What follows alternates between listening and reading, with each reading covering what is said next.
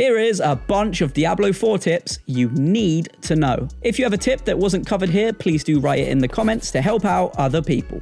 Today's video is sponsored by our good friends over at u4gm.com. If you're looking for gold, items, and everything in between, these guys will give you the cheapest price and the fastest delivery, and right now you can use code EXPLOITS for 5% off your order.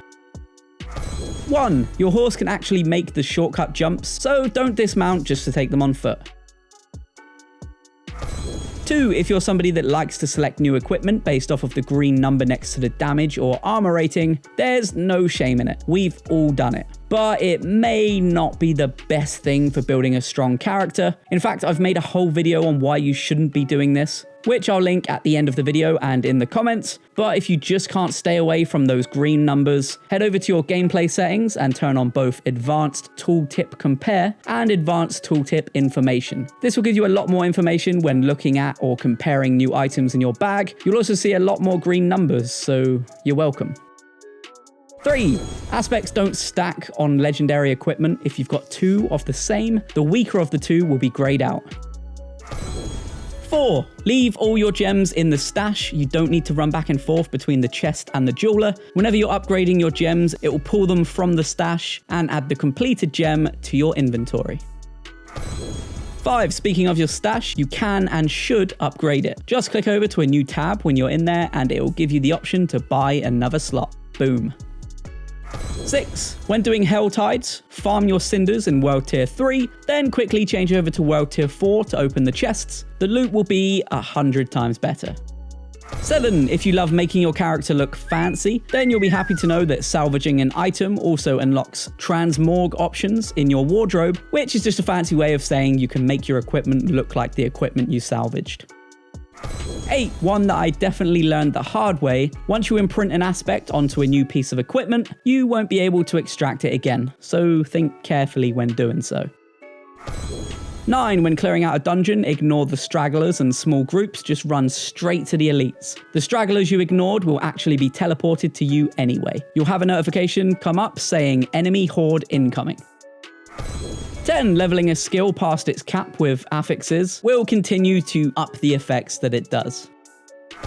11. Slot looted gems into looted gear when you're doing dungeons. This will save loads of space. Then when you salvage the gear, the gems will go back into your inventory. 12. Being on a horse gives you a wider field of vision, which you can use to scope out enemies in PvP.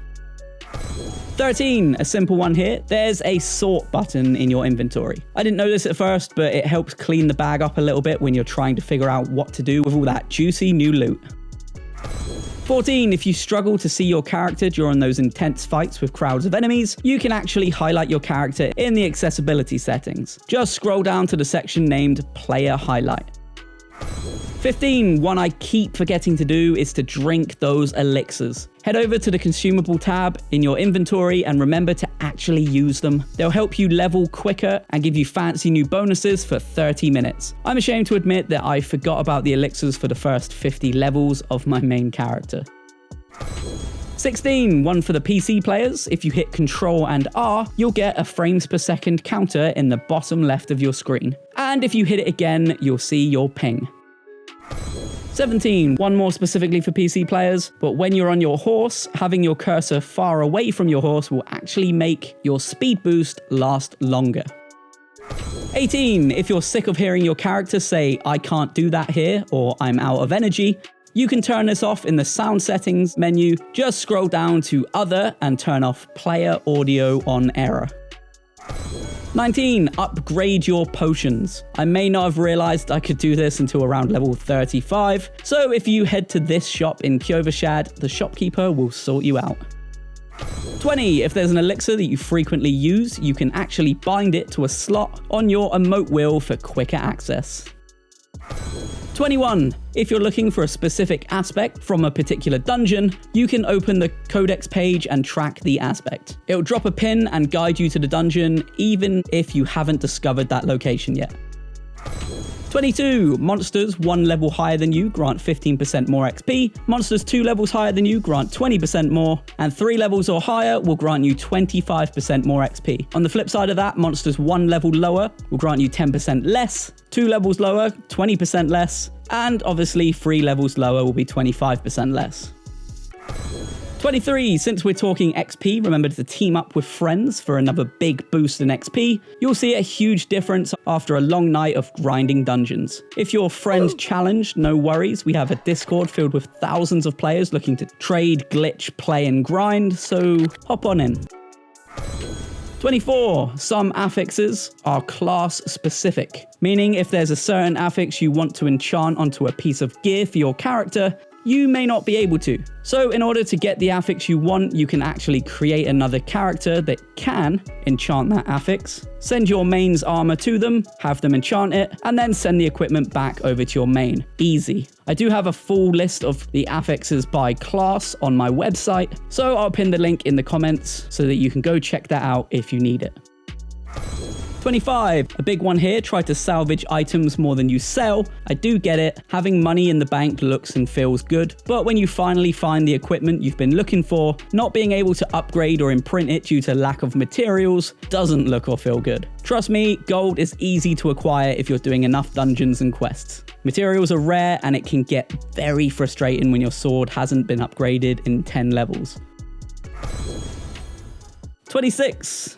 The equipment you choose and knowing how to properly use the occultist is what makes your build strong. Your skills and levels are pretty much secondary. When you're looking at your equipment, make sure the affixes work well with the skills and abilities you do have. You don't want to boost your poison damage if you don't even do poison damage, and the occultist can change these affixes for gold and materials.